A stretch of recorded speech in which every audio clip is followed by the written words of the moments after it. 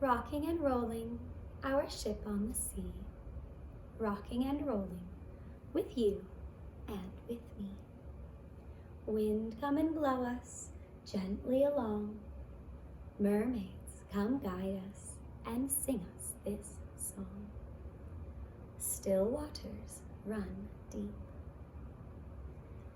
Mother of the fairy tale, take me by your silver hand, sail me in your silver boat, sail me silently afloat. Mother of the fairy tale, take me to your shining land.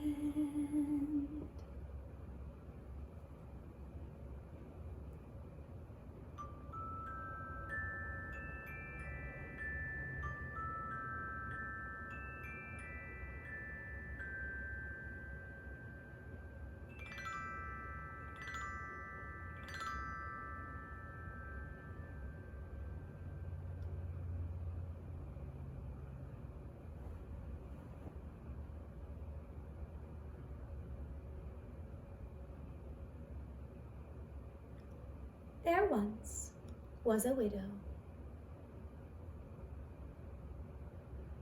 who had 2 daughters, one of whom was pretty and industrious, whilst the other was ugly and idle. But she was much fonder of the ugly and idle one, for she was her own daughter. And the other, who was a stepdaughter, was obliged to do all the work and be the Cinderella of the house.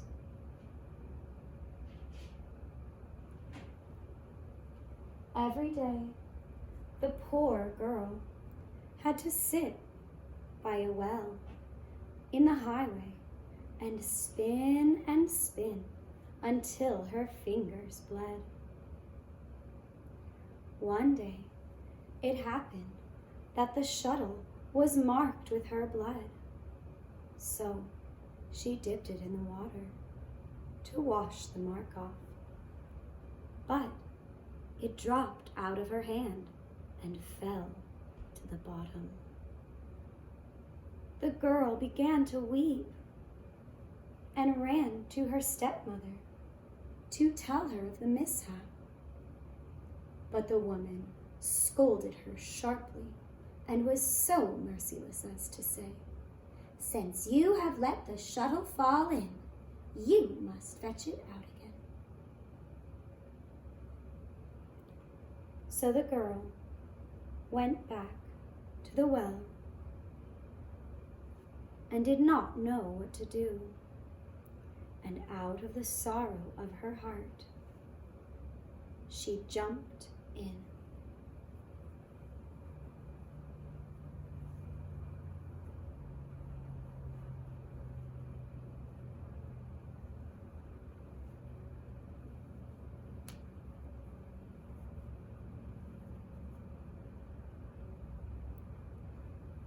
She lost her senses.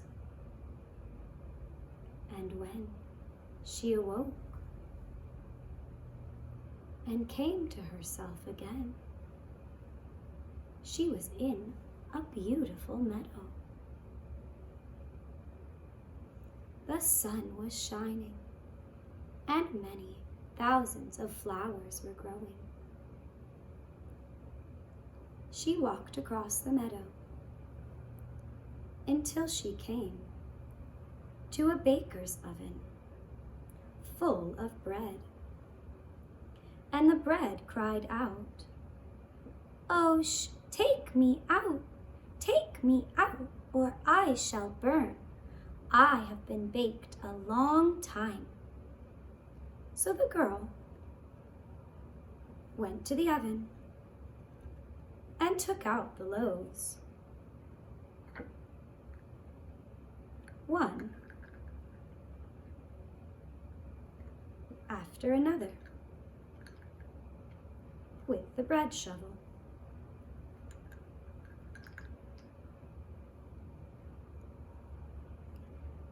Then she went on her way.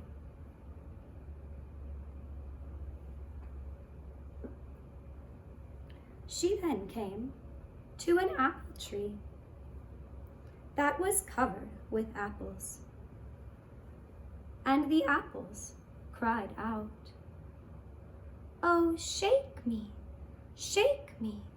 we apples are all ripe." So the girl shook the tree till the apples fell like rain. And she kept on shaking until they were all down. Then she gathered them into a heap and went on her way.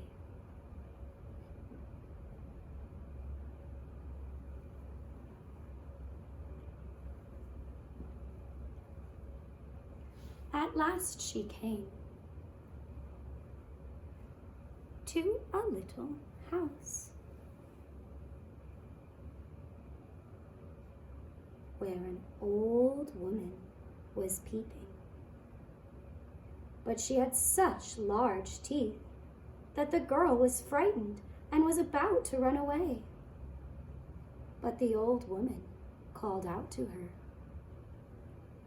"What are you afraid of, dear child? Come and stay with me. If you will do all the work in the house properly, you shall be the better for it. Only you must take care to make my bed well, and shake it thoroughly so that the feathers fly about. For then there is snow on the earth. I am Mother Holle." As the woman spoke so kindly to her, the girl took courage and entered into her service. She did everything to the satisfaction of her mistress, and she always shook her bed so that the feathers flew up like snowflakes. And so she had a good life with her. There was never an angry word, and to eat she had boiled or roast meat every day. She stayed with her for some time before she became sad. At first, she did not know what was the matter with her, but found at length that it was home sickness. And although she was many thousand times better off down here than at home, she still had a longing to be there. So at last she said to Mother Holle, "I have a longing for home, and however well off I am down here, I cannot stay any longer. I must go up again and be with my own people." Mother Holle smiled. "It pleases me that you long for your home again, and since you have served me so truly, I myself will take you up again." Thereupon, she led her by the hand to a great doorway.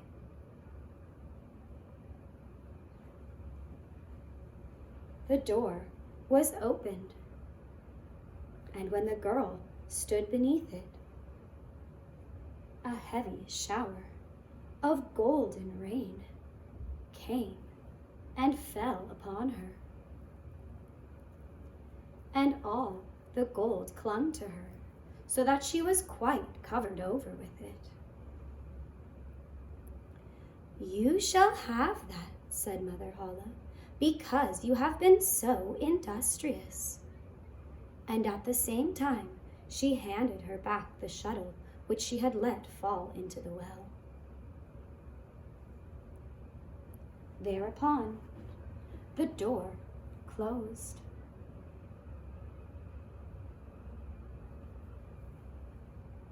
And she found herself standing on the earth again, not far from her mother's house.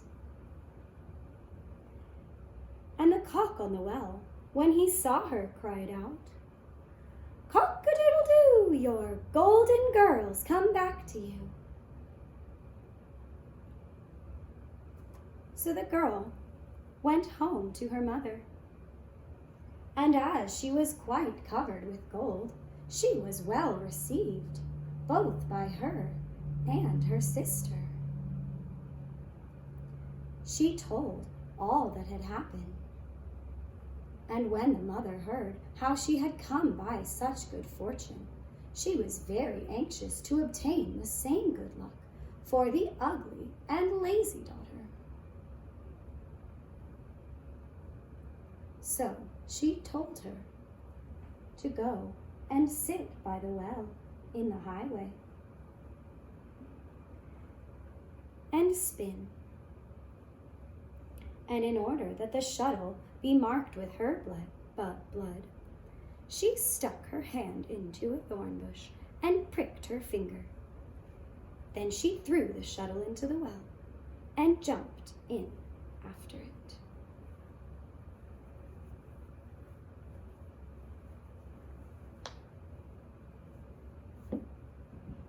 She came, like her sister, to the same meadow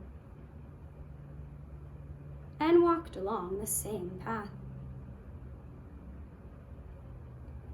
When she came to the oven, the bread cried out, "Oh, take me out,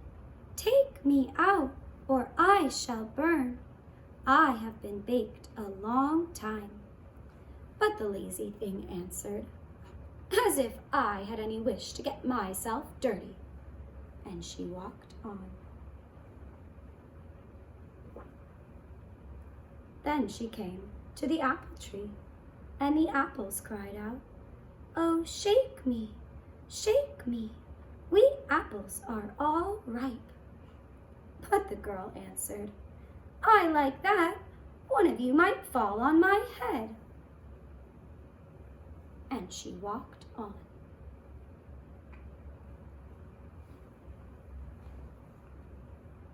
When she came to Mother Holle's house, she was not afraid, for she had already heard of her large teeth, and she hired herself to her service immediately.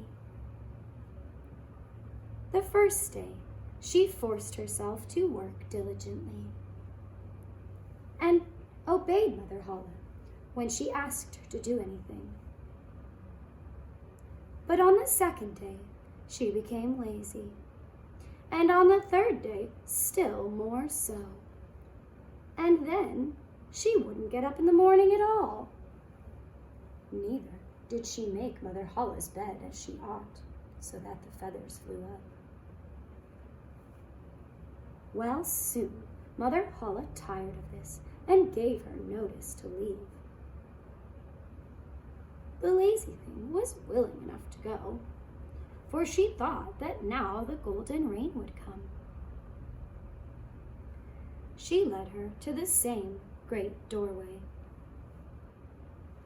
But this time, when the door was opened, instead of the golden rain, a big kettle full of pitch was emptied over her.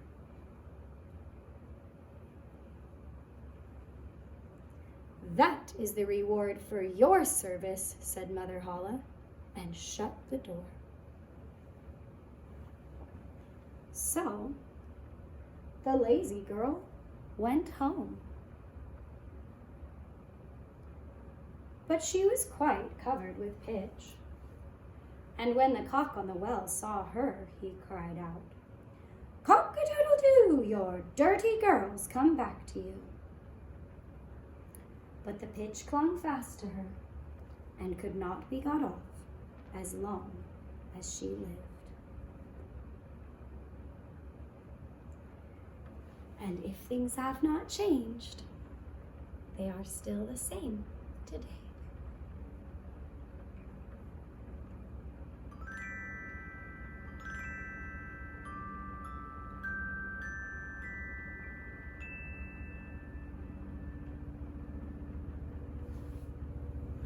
Sail away, silver boat, on the waters gently float, through the magic moonlit veil, without an oar, without a sail. Sail away, sail away. Here is the moon, so big and round, that shines on the boat that is homeward bound. Back to the harbor, safe and sound, from its sail on the silvery sea.